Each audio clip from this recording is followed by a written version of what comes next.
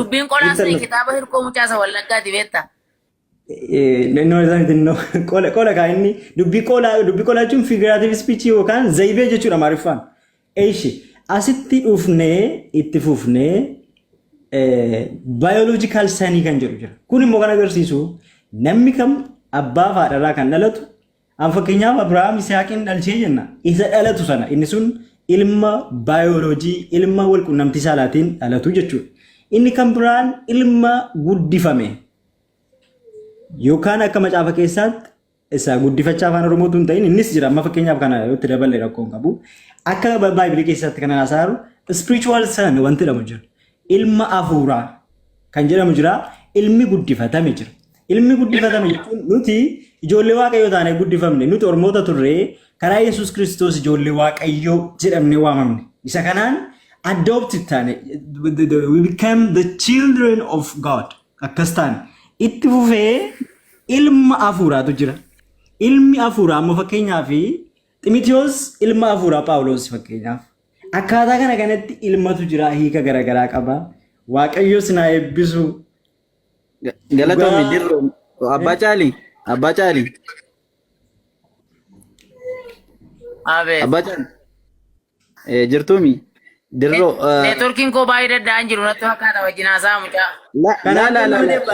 Eessa iyyuu deemi dirroo.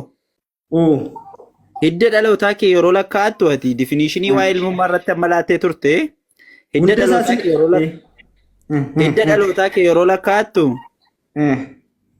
karaa abbaa isa si dhalcheetiin immoo isa si guddiseetiin lakkaa'attamoo isa hafuuraatiin lakkaa'attamoo isa kamiin lakkaa'attame hiddi dhalootaa akkamittiin lakkaa'ama? Baay'ee bareedaadha. Sijjamar Yesuus Kiristoos. Akkamitti lakkaa'ama? Qoyate amma dirribaa eenyuuteeti? Dirribaa. Haa rakkoon qabu. Dirribaa eenyuuti? Karaa abbaa lakkaa'atta. Dhaggeeffadhu gaa. Karaa abbaa lakkaa'atta. Hiddi dhaloota kee yeroo lakkaa'amu karaa abbaa si dhalcheetiin hiddi dhaloota kee lakkaa'ama moo abbaa si guddifatee lakkaa'attamoo ati? Baay'ee galatoon. Eeshi. Akkuma konseptii Oromiyaa keessaatiin sitti akka Oromiyaatti ilmi guddifachaa ilma kee jedhama. Ilmuma kee jedhama. Fakkeenyaaf Amaarayyuu maa fudhattee hin guddifatin. Maqaa keetiin waamama. Dhaggeeffadhu. Ilma guddifatu. Siin nufa. Ilmi baayoloojii immoo karaa haadhaas karaa abbaas hin waamamu. Gaasii galee. Qoy waan siin gallee jira. Ati akkoo barnoota addunyaa hin qabdu, barnoota amantaa hin qabdu, waa hundaan miidhamtee jirta. Ani gaaffii simpilii tokko si gaafadhe. Ana akkasii Abutala ana akkasii. Qoy gaaffii dhiphina tokko. No. Ishee ammaatti naa deebi. Ishee ammaatti naa deebi. Ati akkasuma kilaasii lakkaa'u miti. Barnoota qabaachuu jechuun kilaasii lakkaa'u miti. Ana akkasii. Eeyyee dhaggeeffadhu. Abutala soba si jalaan ta'u. Obboleessoo eessa akkati jirtu wajjin si beeka'ani. Soba si jalaan ta'u qoy. Na dhaggeeffadhu. Barnoota jechuun kilaasii lakkaa'u miti. Maali daree? Eeyyee isa kana walitti deebi'u. Dogoggorarraa barachuudhaan ishee akkas. Ati amma ilmi namaa tokko yeroo gosa isaa lakkaa'atu hidda dhalootaa abaluuti jedhamee yeroo lakkaa'amu fakkeenyaaf hiddi dhalootaa Abaa Xalhaa maalidhaa jedhee yoo lakkaa'amu hiddi dhalootaa koo gosti koo yeroo lakkaa'amu abbaan na dhalcheen lakkaa'ama moo isa kamiin lakkaa'ama? Kun akka kaalchariitti garagaran siin jedhe Abutala. Kaalcharii garagaraa jira. Hiddi dhalootaa gosti kee yeroo lakkaa'attu ati gosa Oromoo keessaa dhalattee fakkeenyaaf dirribaa abbaa kee maaf dhoksite abbaan qabdu moo? Maal rakkoo qaba fakkeenyaaf fudhadhate rakkoon qabu maal abbaa koosiif muusa. Yaaddofte maal? Rakkoon qabu jedhetti fufate dirribaa fufaati. Ayyee hiddi dhalootaa kee yeroo lakkaa'amu fufaa jedhamee itti fufee lakkaa'ama moo? Fakkeenyaaf abbaan kiyya Aadamiidha. Dirribaa Aadam jedhamtee lakkaa'amtati. Kan akka walii gallee irraa. Waliin galle. Maaliif kun abbaadhaa la? Kaasaa kaalchari jira abbaadhaa hin lakkaa'ama. Lammata haadhaanis hin lakkaa'amta. Haadhiin gatamti? Rakkoon qabu. Haadhi lakkaa'amtu? Hin lakkaa'amti isheenis rakkoon qabu. Zaatiseeti. rakkoon qabu galatoomii. Amma Yesuus Kiristoos hidda dhalootaa isaa macaafni yeroo lakkaa'u Wangeela Luuqaas boqonnaa 3 lakkoofsa 23 irraa kaastee yoo dubbiste hidda dhaloota Yesuus jedha. Dirriba na dhagaa jirta? Hidda dhaloota Yesuus jedha. Achi Yesuus hojii isaa yommuu jalqabe dhalatee akka waggaa 30 jedha. Hidda dhaloota isaa yeroo lakkaa'anis ilma Yoosef jedhaniini jedhe. Yoosef ilma Eelii, ilma Meetaat, ilma Leewwii, ilma Malkii jedhamee hiddi dhaloota Yesuus Kiristoos akkasitti lakkaa'amaa jedha macaafni itti amantu. Dhugaadha moo soba? Sirriidha. Kanaafuu kan Yoosefidha ka. Inni kam? Yesuus moo? Okay, sitti meera akka aadaa biyyaatti garaagara akka ta'e sitti meera. Nu deebi'eera ati abbaa caalee itti fufi. No dhaggeeffadhu ka Abutala. Abutala. Deebi'eera.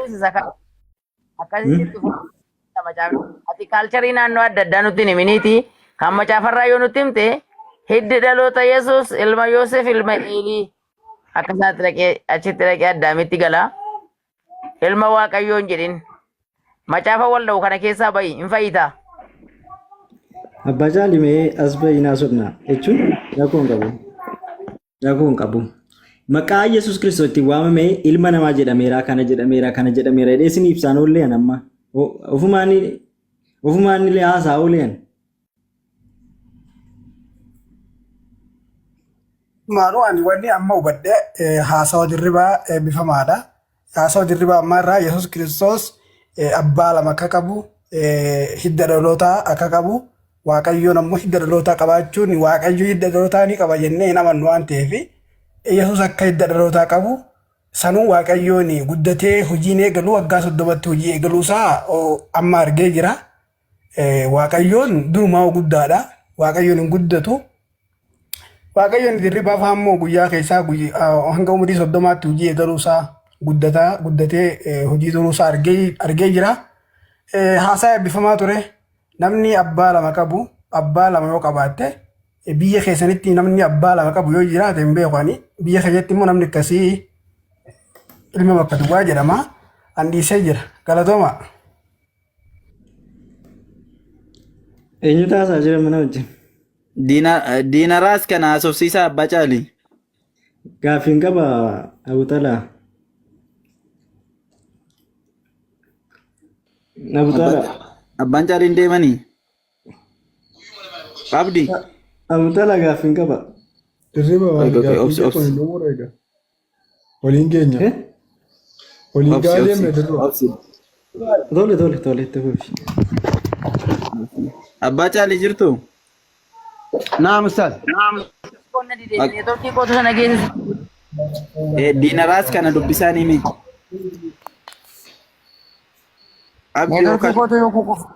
Abdii na dubbisu khalaas abdii dubbisiin.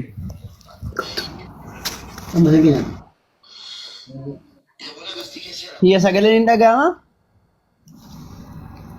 Akka ajaa'ibaatti jira. Iyyallee sagaleen ture dhufaara natti fakkaata. Subhaanallah. Lakki ni jira. Diinaraas akkam nagaadha?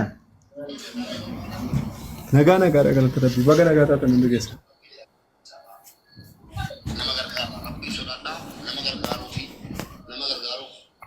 Baga nagaa taatellee baga nagaan dhufte. Kiristaana?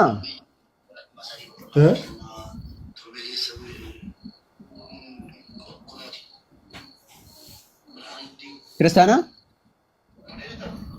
Kiristaana abdii ko.